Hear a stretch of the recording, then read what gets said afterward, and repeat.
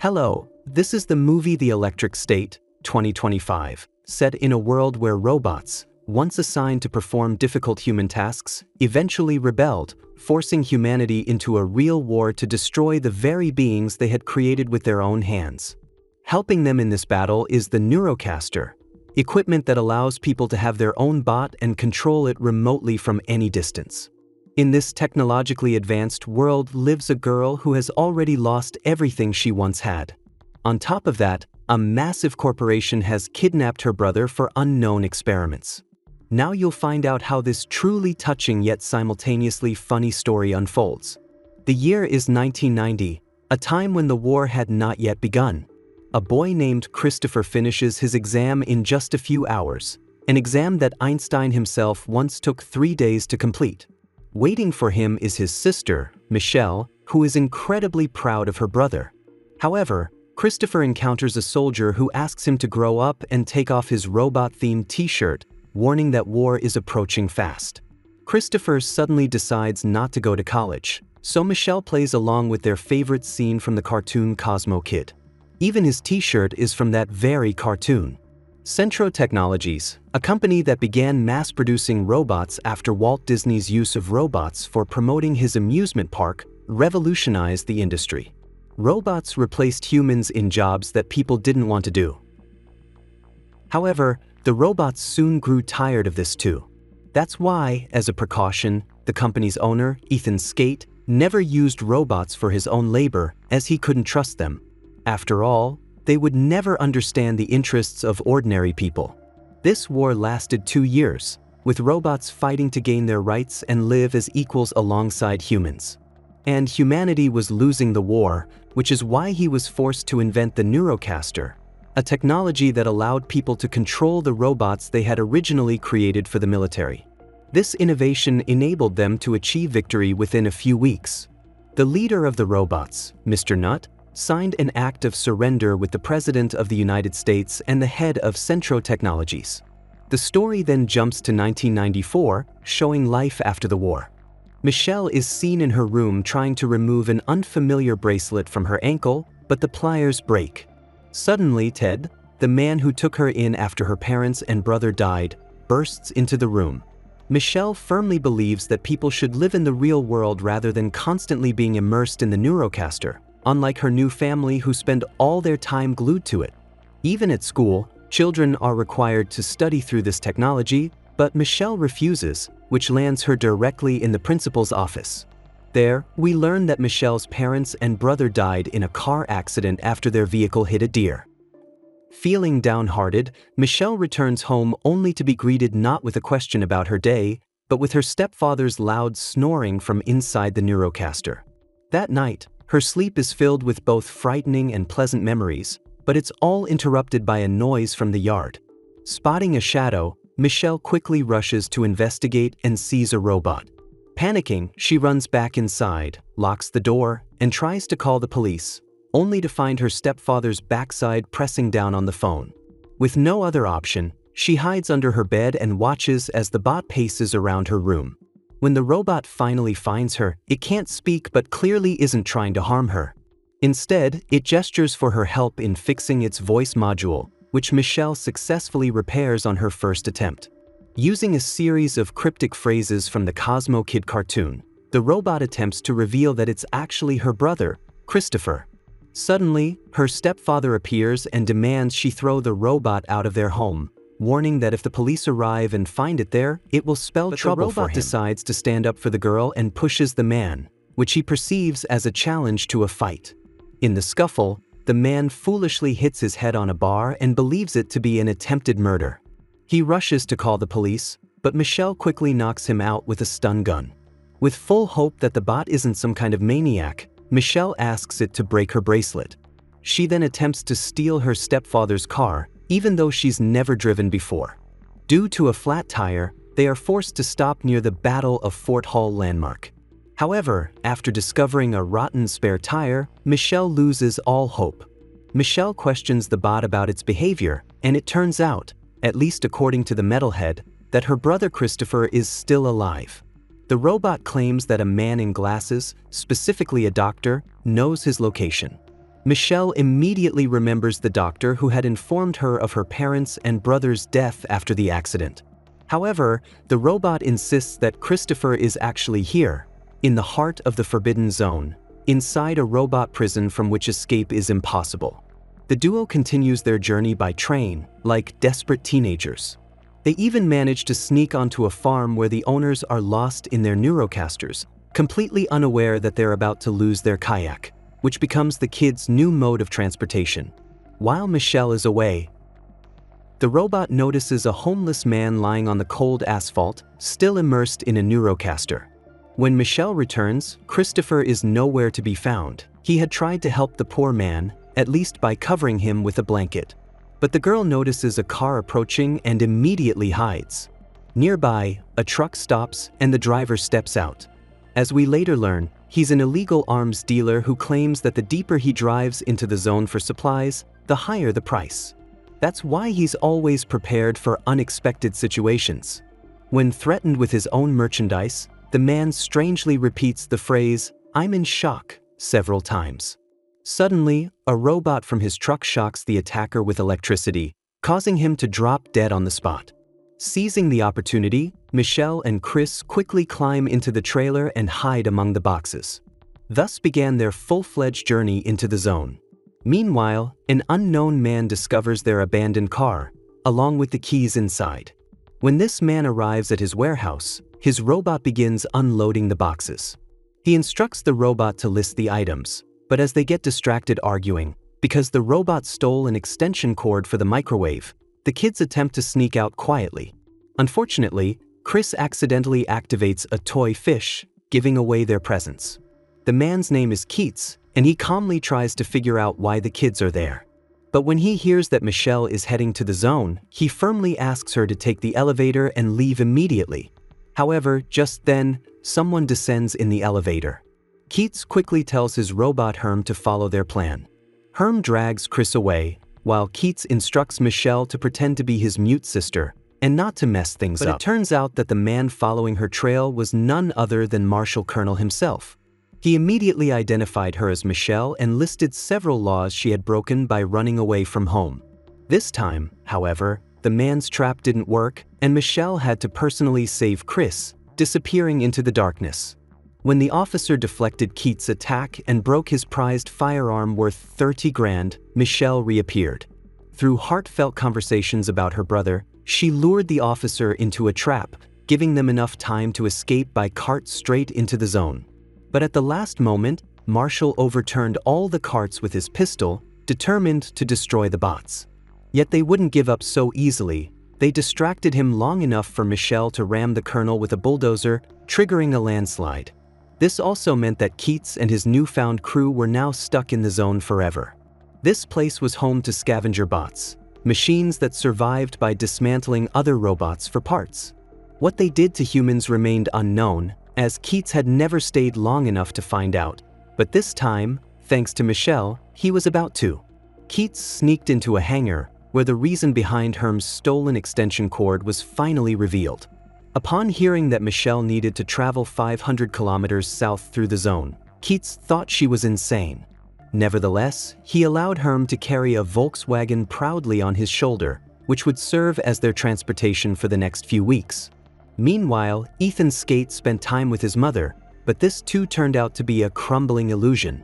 Suddenly, scientists appeared in his office, warning him about the collapse of their company's systems.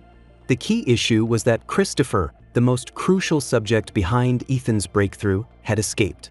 If they didn't retrieve him, the company's total shutdown was expected by Friday. With no other choice, Ethan personally turned to Marshal Colonel for help. Ethan asked the man to follow the girl and return the bot to his company. In return, using his resources, Ethan promised to help Marshall restore his lost bot, an offer that immediately motivated Marshall to spring into action. Meanwhile, the group reached a shopping mall, only to realize too late that they had walked straight into a trap. Using refrigerators as cover, unknown robots managed to knock Herm down. Soon after, the most presentable-looking bot in the zone informed them that they had been captured. The group was led deeper into the mall, where they encountered an incredible variety of robots, all equally amazed to see humans again. The centerpiece of this robotic society was none other than Mr. Peanut.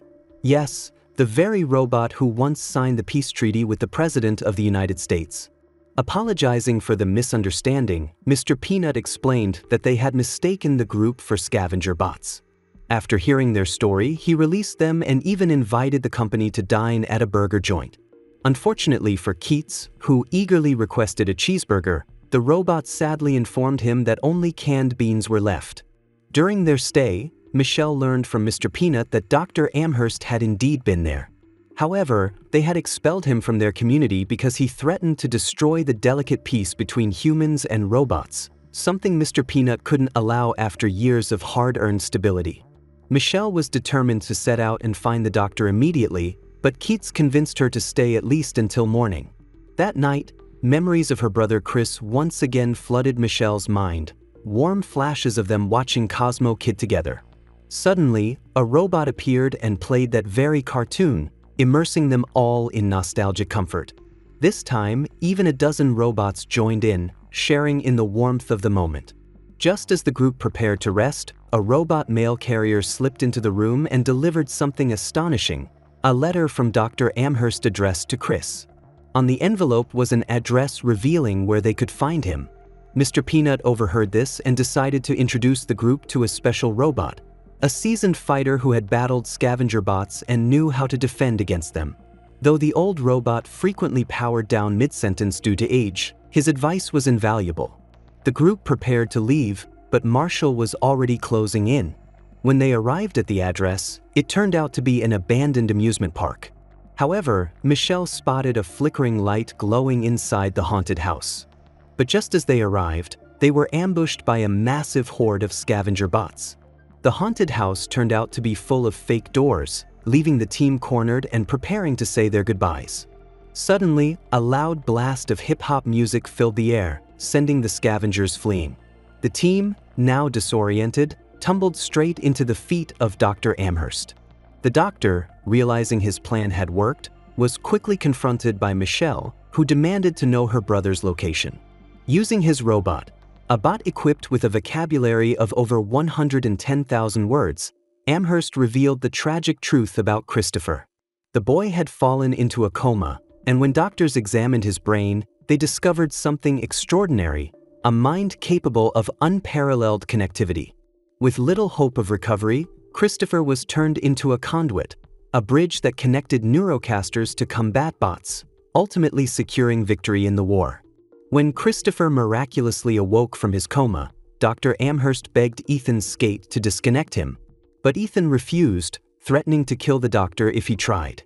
Before fleeing, Amherst managed to create a tiny backdoor connection, allowing Christopher's consciousness to escape, but not his physical body. Suddenly, Marshall arrived and stormed inside. The group was caught in the chaos, facing off against Mr. Peanut in a brutal fight. Despite putting up a fierce resistance, Mr. Peanut was ultimately defeated. Marshall dramatically ripped off Mr. Peanut's hat, declaring the start of war, claiming that the robot had broken the peace treaty.